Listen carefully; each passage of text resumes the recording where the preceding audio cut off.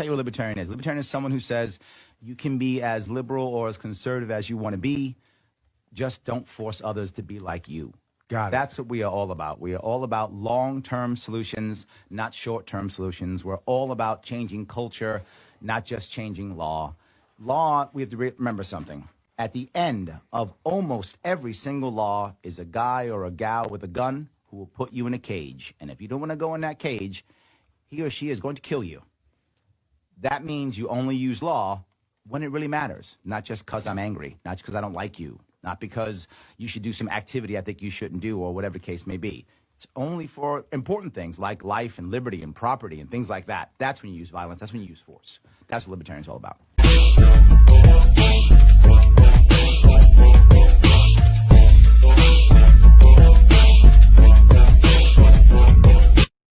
Welcome to Libertarians Drinking Coffee Live. Yes, it's 3 p.m. on the East Coast, which means I'm sitting here. You got to look at my mug as I'm talking to a libertarian. Yes, we are drinking coffee. The brand is indeed strong. So, guys, if you want to understand what I understand, which is there are literally hundreds of local libertarians running across this country, trying to help their cities, trying to help their states, trying to help their counties, trying to help their towns. And you're going to do the right thing, and that is you have to like, comment, and share. If you do that, that's when those YouTube, Facebook algorithms kick in, and all of a sudden people start watching us. I'm obviously not a tech guy, but go ahead and comment, like, and share. I don't see enough likes and loves and hates. Click on those things. It does matter so that people are watching us. It's very important. I am very lucky today. I have with me an amazing veteran from the great state of Idaho, running for Congress, the man himself, Joe Evans. How are you, sir? Doing good, Larry. Doing good. I am very happy to have you in. For those of you who want more on Joe, you can go to idahojoe4congress.org and check him out. So, Joe, I got to ask, you have served in many different ways your country and your locality. I'm wondering, why did you decide to run for Congress, and why this year? Why now? This is actually my second run for political office, and one of the big issues for me is the bring our troops home issue. Got it. So, about a year and a half ago, got involved with a friend, Dan McKnight. He's been a big proponent of the bring our troops home, and we continue to see this problem in Congress. You know, there's no forward movement on the forever wars. You know, we're not getting any closer to ending those and bringing our troops home. That was one of my big emphasis, you know, as far as actually running.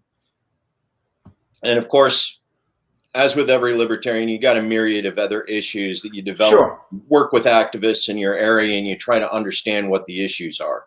So let's go down that road real fast if we could. Tell me, I mean, it's probably 80,000 issues. You brought up one, which is bringing the troops home. Are there any other big issues that are kind of local in your area people are concerned about? It's quite a few, actually. Liberty is a big one. You know, continuous problems with government overreach. And I know one of the things that I really don't want to go into too much depth on is currently our COVID response. Other issues that we got are the way our schools are being handled. Particularly from my perspective is the role of Department of Education. So you're saying federal overreach into your local schools? Absolutely. Got it. Okay. You know, Department of Education has been around for 44 years now. And in that time, all we've seen is continued deterioration across the education across the United States. So I think one of the things we need to do is get into that and say, you know what, federal overreach in schools just isn't working for America right now. The education that you give a kid in Detroit that's going to go work in the factories is not the same education you're going to give a kid out in central Idaho who's going to be working the farms. Sure. And you need to gear the education to the communities they're going to grow up in, the communities they're going to succeed in. And the only way you can do that is turn the education back over to the local communities.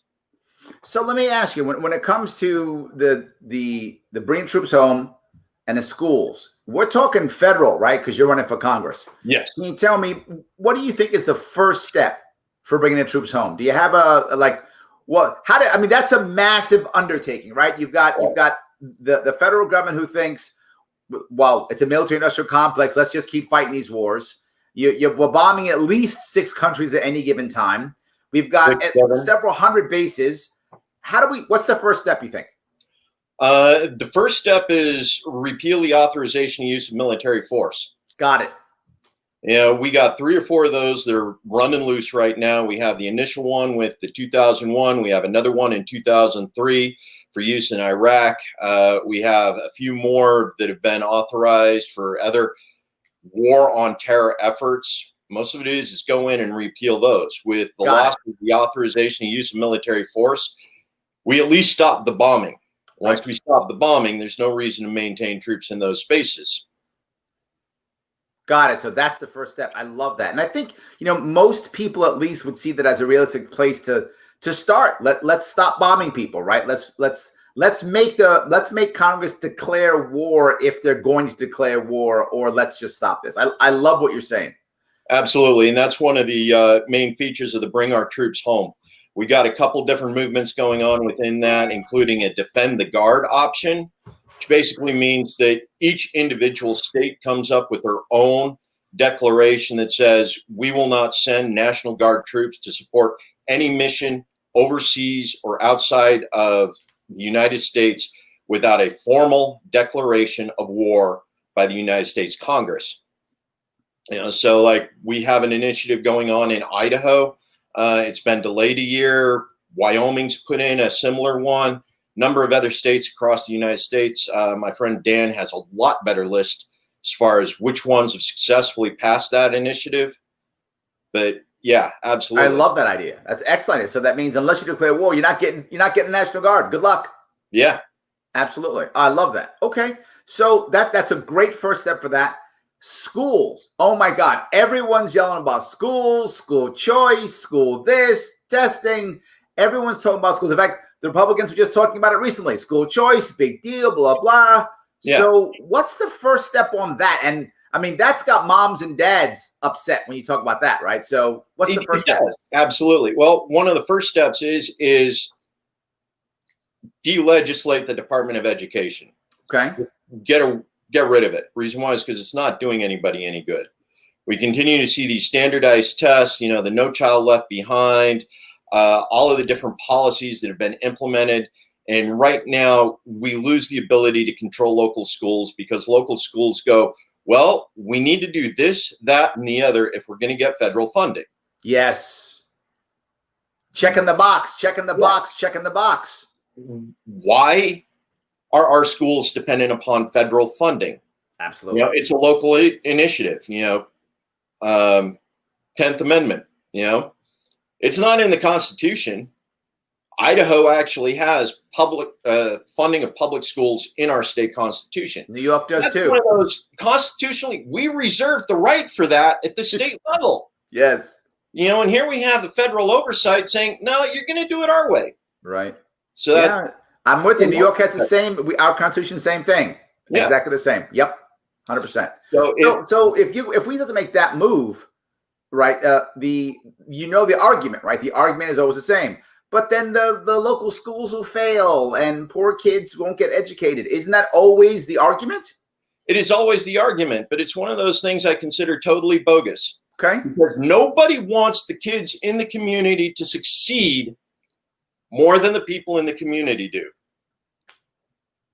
Department of Education really doesn't care. They're going to send money out wherever. Matter of fact, right now, schools across the United States are incentivized to fail because that means more federal money. Okay.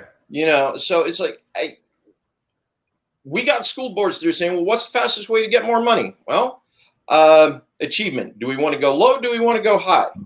Which one's going to get us the federal funding? Inner city school failures. All over. Why are they failing? Absolutely. No, I got it. All right, good. So you gave me 2. You gave me bringing troops home. You gave me schools. But you gave me government overreach. That one's kind of broad. Schools is a good piece. Give me one more option of one more piece from government overreach. Medical marijuana. Okay. Another big issue for me. Reason why is because I'm a veteran. I have an awful lot of veterans who are in my circle. A lot of them have not found success or relief through the VA prescribed medications. Yeah, indeed. Yeah, so a lot of them are self-medicating for different reasons. Mm-hmm. A lot of them have gotten into trouble for self-medicating. Absolutely. Or lost their firearms. Yeah, and right now, the only thing that's preventing it is where marijuana is on the schedule. So again, that's another one with government overreach. So you're saying get cannabis off Schedule 1? Yes, absolutely. Got it. Yeah. Personally, I'd like to see cannabis completely stripped out of legislation all across the United States. Mm-hmm. You know, but at least get it off Schedule 1 so that we can get it into the hands of people for self-medication, self-grow, in order to take care of those initial issues that they continue to run into problems with. Yeah, if they can't get past the initial issue, they can't make the next step to success. They can't get themselves back into society the way they want to be back in society. I get it. No, they can't. Yeah, so good. 3 good steps. I got it. Bring troops home. We're going to stop the authorized use of force. Also, school system. We're going to delegislate the Department of Education at the federal level. And then cannabis, so we can have medical and obviously eventually recreational cannabis eventually. But the first step, as you're saying, is getting cannabis off of Schedule 1. I love it. This sounds like a savvy, smart platform. I like it. So tell me about your race. I mean, is this a 2-person race, 3, 4? We actually got 3-person race going on right now. Okay. Our incumbent happens to be Republican. This is Idaho. It's a deep red state. We have a challenger coming in from the Democrat side. Rudy, decent guy. I've had an opportunity to handle a few interviews and forums with him now so far. Oh, nice. Yeah, which is interesting. The incumbent has pretty much bailed on everything that I've been invited to so far. I know the feeling. I know the feeling. Yeah, part of it feels like the Democrats are using me as a test base to boost up their guy, but you know, it's airtime. Absolutely, yes, 100%. And actually show the value of the libertarian platform, libertarian values. Say, hey, we got other options. You know, you're not stuck with the duopoly here. Absolutely. So let me go. Do you have a cool slogan, like a "Build That Wall" or a "Medicaid for All"? You got one of those? Actually, it's fairly simple, and it came up 2 years ago, and that's have a cup of Joe with Joe. Have a cup of Joe with Joe. And we're doing that. I love it. We are by default doing exactly what you said. Nice. I love that. Have a cup of Joe with Joe. Awesome. Do you have specific niches you think that you think will come to as soon as they hear you talk? Be like, you know what? That's my guy, Joe. So like when I was running in New York, the New York State has been trying to destroy the vaping industry for years. So vapors were a natural niche because I didn't want to destroy their industry. Do you have something like that equivalent in your race? Yeah, that one's a really difficult one because Idaho's already a very liberty-oriented state. Sure. We just went through a phase where we cut out nearly a third of our state rules, our state legislation. Yeah. I don't necessarily agree with the way they did it because I thought it was a little bit lazy, but it served its purpose. We managed to cut out a third of the administrative rules with regards to the way our organizations like Health and Welfare, our Department of Environmental Quality, all of those, we cut out rules. You know, we managed to somehow trim the one that required the coroner to dress up in a bow tie. Wow. Yeah, that was actually in the administrative rules for our coroners. Wow. Okay. That one's gone now. You know, one of that third of our administrative rules just vanished overnight one summer day. Well, look, I'll take it, I guess, right? Yeah, we'll take it. So let's go to the thing that's been affecting the country for at least the last 3 to 4 months. The protests after George Floyd's murder. I mean, they've been affecting. I mean, it's more than that now, right? I mean, the protests just keep going. So that was the, as my friend Tim says, putting everyone in lockdown from COVID. That was the tinder, and then George Floyd was the spark. But now it's far bigger and far more than the George Floyd murder. Do you have a view on the protest at all? The protest, we absolutely need to be supporting the protest. That's freedom of speech, hands down. So when people go out and they want to do the protest, they want to wave their signs, they want to shout, they want to be angry, give them the opportunity to yell, get them the opportunity to say their piece, give them the redress of grievances that they need so bad. Because that's part of what the problem is. It's this internalized rage, and they have no place else to focus it. Let them protest. The thing is if you actually let them protest and give them the room and the space to do that with an appropriate amount of feedback from our community leaders, you don't end up with riots. Kenosha just blew up. Yep. And part of the reason why is you saw the police do something for the last 4 months we've been telling them not to do. Yes. You would think that the cops would at this point go, you know what? Maybe I shouldn't shoot this black guy in the back when he's unarmed in front of his family. Maybe I shouldn't do that. And it's like, yes, we object to the looting. We object to, the destruction and the damage. Yeah. Because this is happening in these communities. Right. Some of these were small businesses that were destroyed. These are businesses that kept money in the economy. Yep. And you're wrecking the community. You're wrecking the community's economy. And it's just because they haven't had a good way to express their rage. Well, I got to bring up what Anthony just brought up. You said with a good response to community leaders. That's the one thing I haven't seen. Right. No. I've seen people protesting, and I've seen only one of two things. Either people just condemning them, period, or people basically ignoring them and going, see, neither is the right answer. Right? The answer is what you just said. Let's redress it. Let's say, hey, what's going on? Why the hell are you yelling? Let's talk about this. Right? And I have a terrible mayor in my city. Mayor Bill de Blasio is a terrible mayor. Yes. Yes. The country knows he's a terrible mayor. With that in mind, I will try to give him credit where credit is due. And one thing he did well is he actually came outside and talked to protesters. He didn't do anything like that except defund the police without a plan. That he did. He defunded the police without a plan, which is also a bad idea. True. But at least he came out and talked to them. If more of the people would have done that, at least there would have been something better, at least, right? I mean, at least it would have been better. Yeah. So some of the problems you have, the police overreach, Portland's particularly been bad about it, Seattle.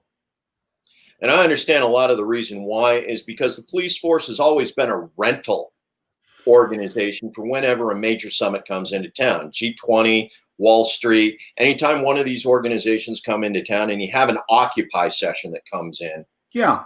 Well, New York City's police force is 40,000 strong. Mm-hmm. It's a massive police force.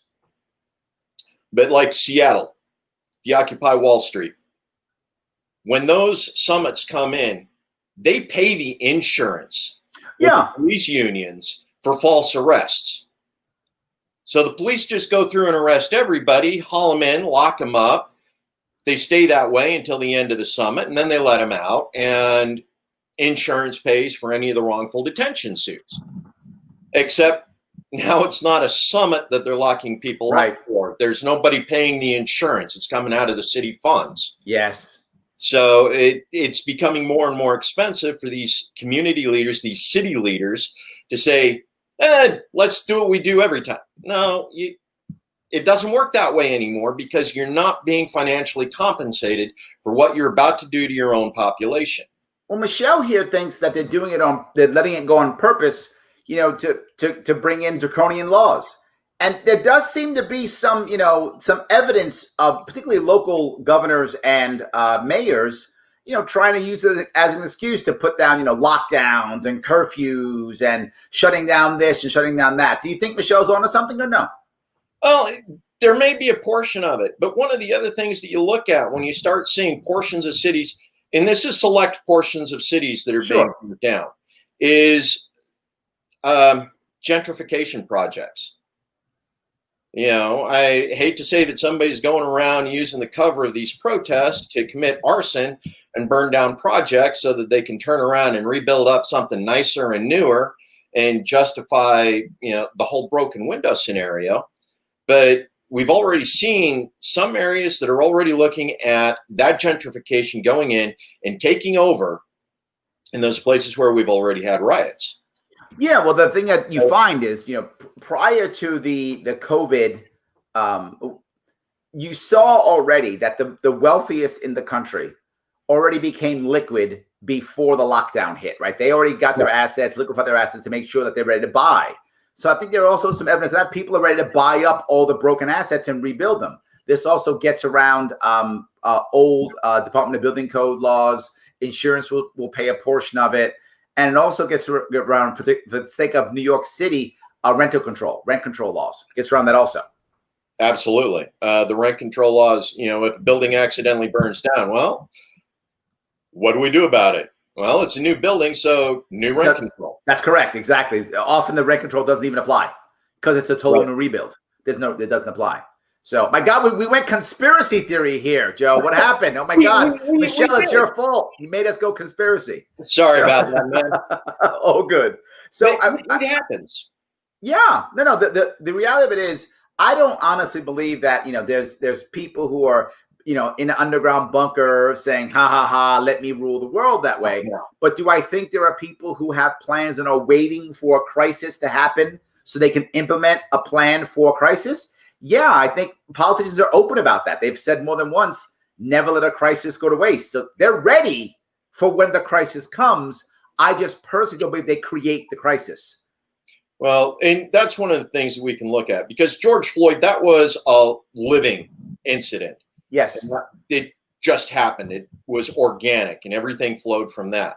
However, the lockdowns were not. Right, exactly. We have a lockdown, and all of a sudden we have a third of America that is now out of work in some capacity or another, while all of the wealthiest in America have just become liquid. Yep. There's the vision that they saw this coming in. Hey, we did it during the 2008 housing crisis. Yep. Let's go ahead and do another land consolidation. Yes. We can do about creating all of these mega land holdings. And like right now, 40% of the United States citizens are renters. Not homeowners, renters. The ownership mindset is going away from our youth completely. They don't even have that concept. Well, they don't own cars. They don't own TVs. They rent their furniture. Everything's a monthly fee. Welcome to Rent-A-Center. Yes. That's one of the other things that we run into, and what an awful lot of people are complaining about, the destruction that's going on. Why don't kids respect property anymore? Well, they don't own anything. Yes. And protesters actually said that. They're like, we don't own any of this. They literally said that. We don't own any of it. We don't own anything. They don't respect it because they don't own it. They haven't had that ownership of, and not just that, the feeling of losing or having something destroyed that they can't just replace by complaining to the management. Exactly. Yes. It's a whole different mindset. I got a hole in the wall. Yeah, Kyle put it there, but I still need it fixed. Landlord comes along and goes, okay, well, yes, patch it up. I just get mad at management and my problem solved. Yes, I completely agree. So with that in mind, with everything that's happening, how do we make impact this year, Joe? How do we get out there and let people hear you? I mean, I'm glad you're doing some forums. That's great. Is that the answer? More forums? Is it more, what is it? Well, for me, it's always been about the activism. It's been getting out and meeting and greeting with the people, and local activism. And we get into a lot of problems with the whole libertarian platform. And one of my friends used to say, the closer I get to home, the more socialist I become.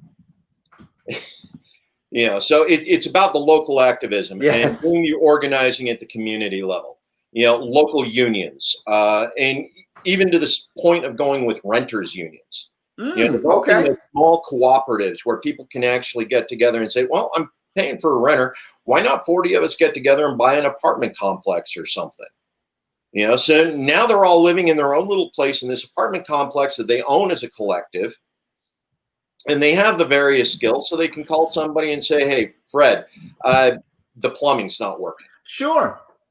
You know, so they have these skill sets that they can trade upon and build upon. But how do you get that message out? Is this you literally going out and talking to the people? Is this doing a show like this? Is this saying that in a forum? It actually is. Here in Boise, we have an organization. It's Boise's Renter United. Yeah, I get out, I attend their forums, I head out, see what it is they have to say, what it is they're looking for. Idaho Fair Housing Council. They talk about issues. You know, the renters issue in specifically. You know, get out, work with the unions, talk to the union guys, labor. What's going on? Big thing right now. Are they open to hearing you, even though you're a libertarian? I found in my world, in New York, oh my God, no, they don't even want to hear me. Like they don't want to even. I went to a teachers union the day they were doing their chat, their talk for who they were going to endorse. I physically went there and I said, "I'm here if you want to talk to me. I know you're not going to endorse me, but if you want me to talk, I'm here." They wouldn't even let me in the door. Totally ignored me. Are they open to you in Idaho? Yes, actually they are. 2 years ago when I was running for District 21 here in the state of Idaho, the AFL-CIO of Idaho actually endorsed me as a libertarian candidate. Wow, amazing. You know, had a Republican, had a Democrat, both were running. I was the only one that showed up and said, "Hey, you know, we're absolutely about the unions. You know, this is about community building, and the only way to do community building is you guys. Because you're the one who have the heartbeat of the nation, you know, the heartbeat of your community. It's in the unions." Got it. Wow, it's amazing. A lot. I need to move to Idaho, I guess. People keep telling me to move someplace else out of New York State, but I don't know. So but I get it. Yeah, reason why is because Idaho is one of those right to work states.